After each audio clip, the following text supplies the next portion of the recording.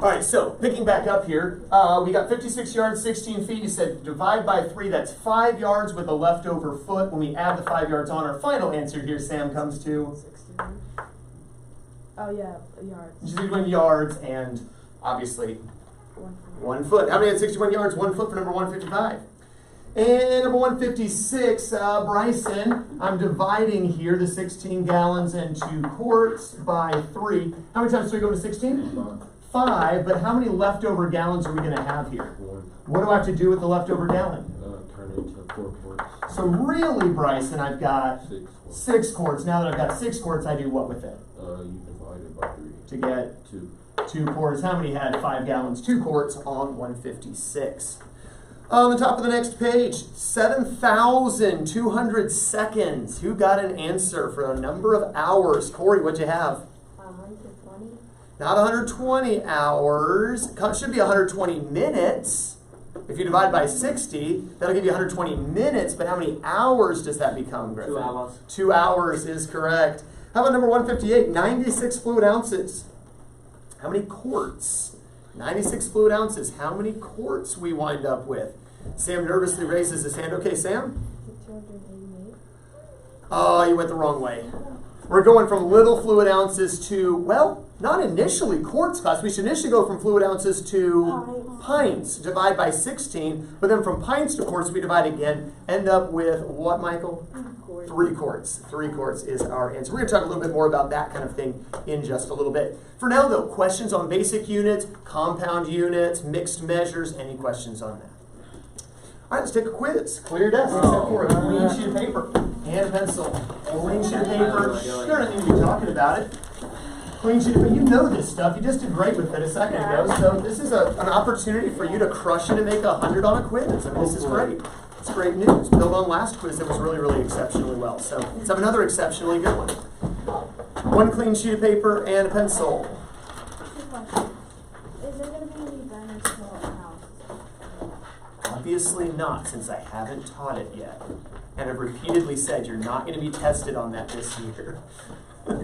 Oh, did you give a second question? Can I start my pencil? Go around. All right, make sure you do that before class next time. All right, clean sheet of paper and a pencil. Everything else is away. If you're watching on video, this is quiz 24. For those watching on video, this is quiz 24.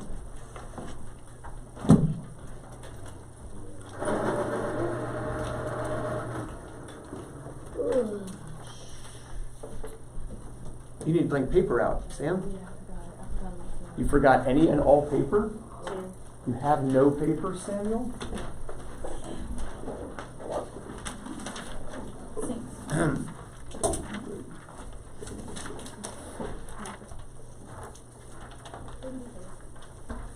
All right. Oh, you already got That's yours. All right, first last name in the name spot. Today's date in the date spot. We were struggling this morning. It's like it's a Monday, but it's a Wednesday. All right, first and last name in the name spot. Today's date, 11/1/23 in the date spot. 11/1/23 today's date. Well, let's take a look at the quiz together. Numbers 1 through 3 is multiple choice. Now, do not just look at it and pick one.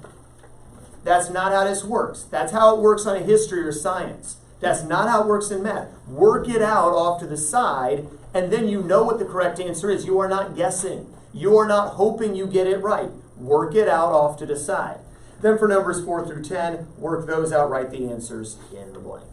All right, go ahead and get started. Be sure to use that blank paper either as a cover sheet or you can work on it as needed.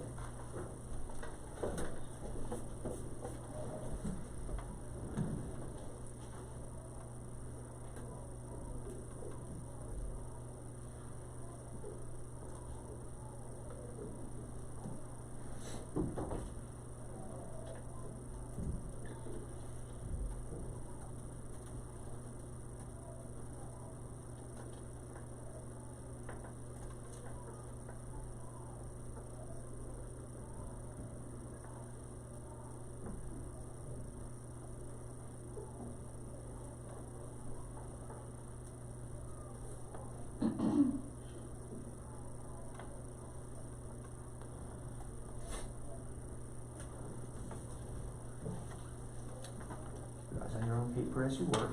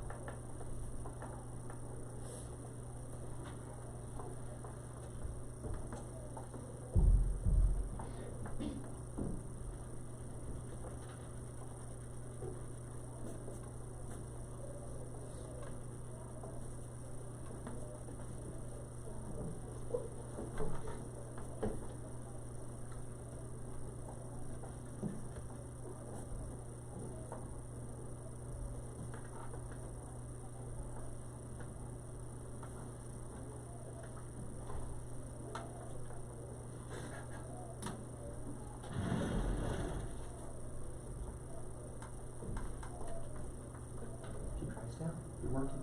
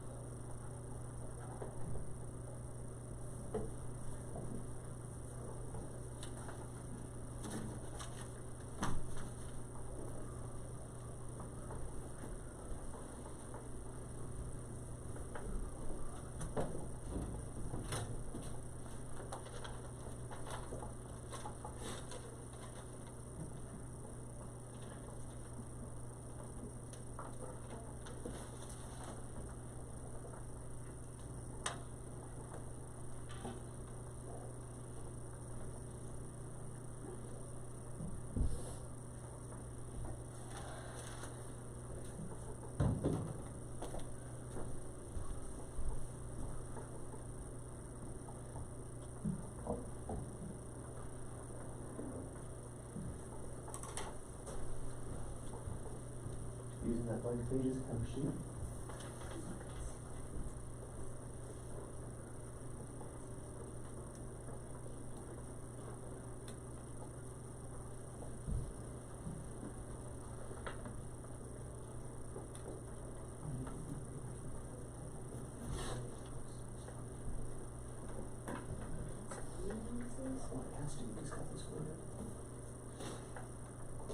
Number 5, it gives you cups, it gives you ounces. Since cups are a liquid measure, that must be referring to fluid ounces. So think about how many fluid ounces are in a cup. Okay, so in case you had not put that together yet, I'm not sure why they didn't call it fluid ounces for you, but it must be fluid ounces. So as you're working, make sure you account for the fact that there are a certain number of fluid ounces it takes to make a cup.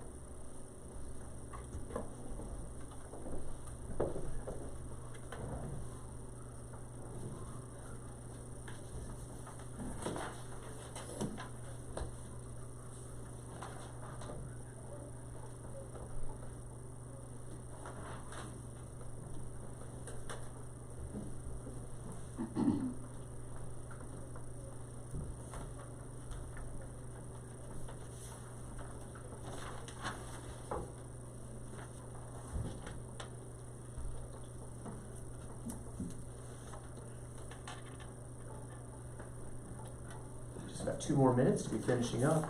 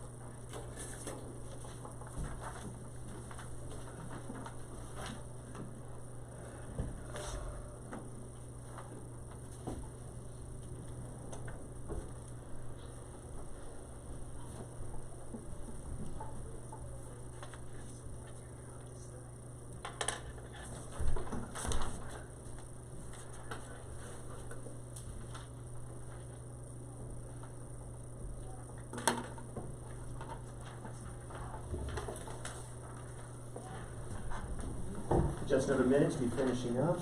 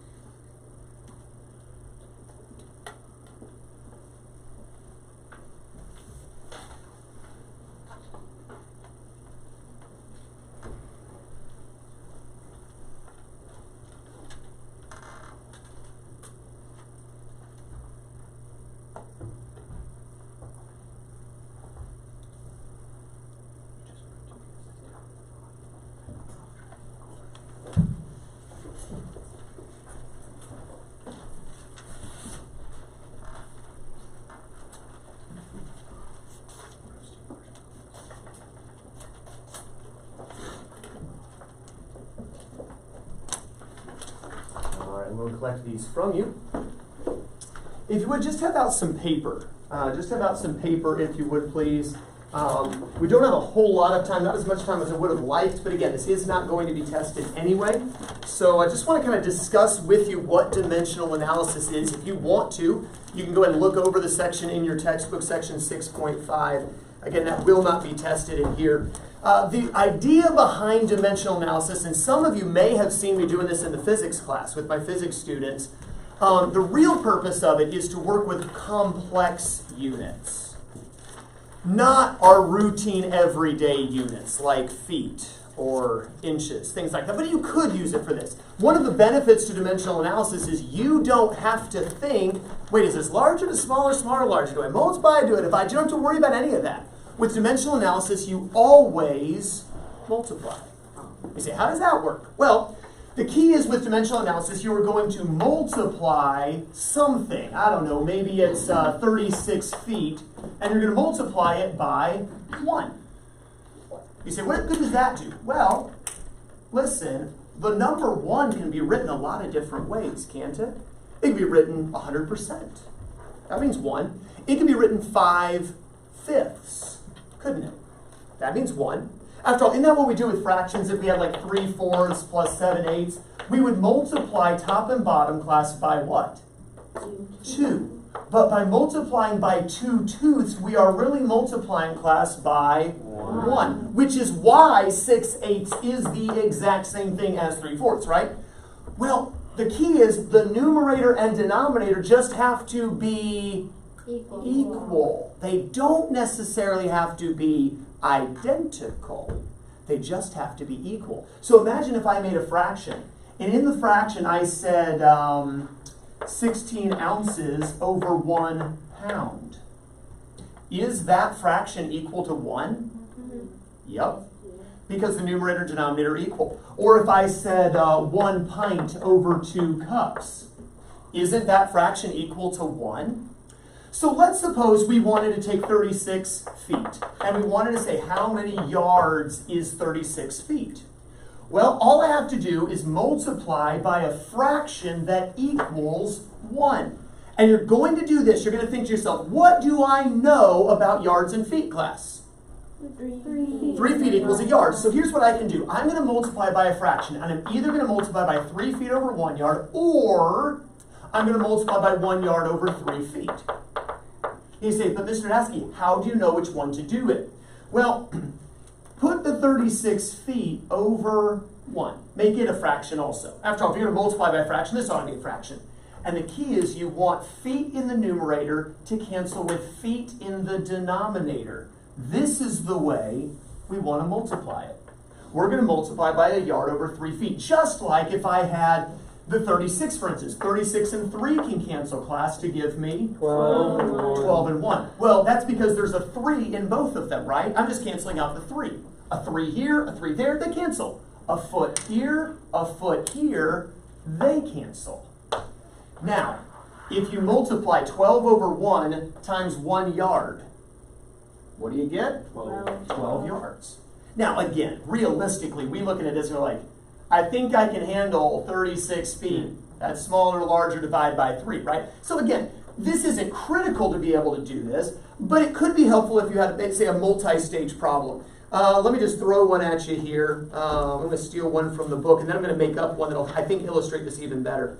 Page 239, I said there were a couple that looked really good. For instance, if we said 360 months equals how many decades? Well, particularly here, it would be helpful to have something when we really don't have one set, this is how many months are in a decade, right?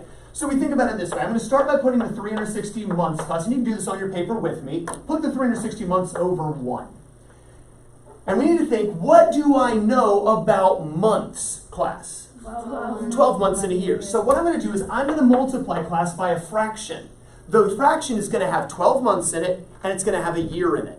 The question is, do I put the year over the 12 months, or do I put the 12 months over the 1 year? How do we know?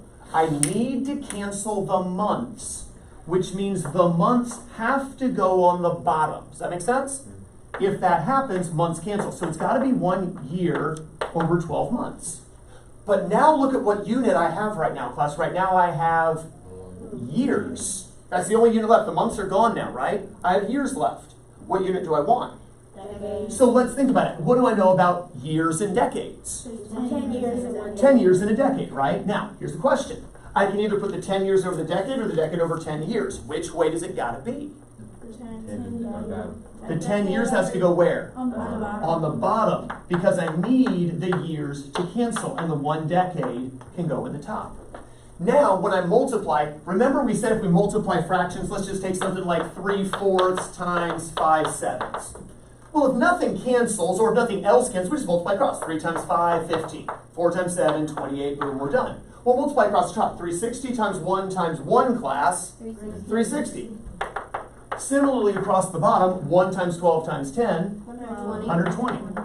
Knock off the zeros with 36 divided by 12. 3. Now again, you could have done this just fine by saying, well, let's see, 360 months, divide that by 12, that's 30 years.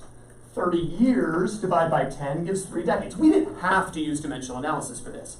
When is it really helpful? Well, I'm going to take Kirsten for illustration here, because Kirsten almost ran her 100-yard dash in almost exactly 8 seconds last quarter. So she'll be even faster this next time, but it was pretty fast as was.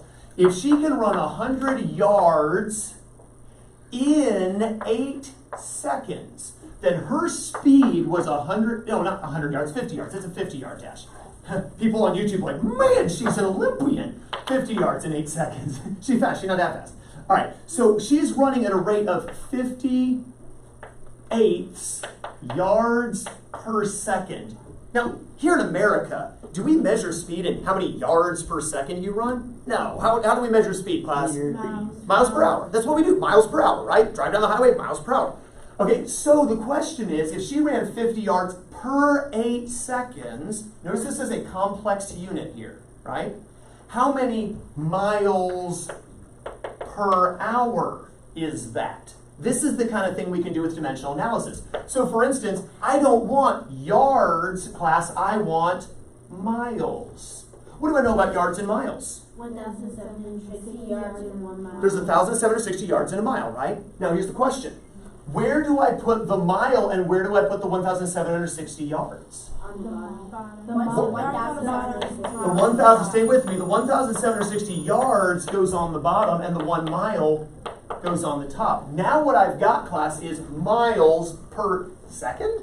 We don't want miles per second, class, we want miles per hour. Well, what do I know about seconds? 60 seconds in an hour. 60 seconds in, whoa, careful, 60 seconds in a minute, right? So I can multiply here by, let's see, I want to get rid of the seconds, right?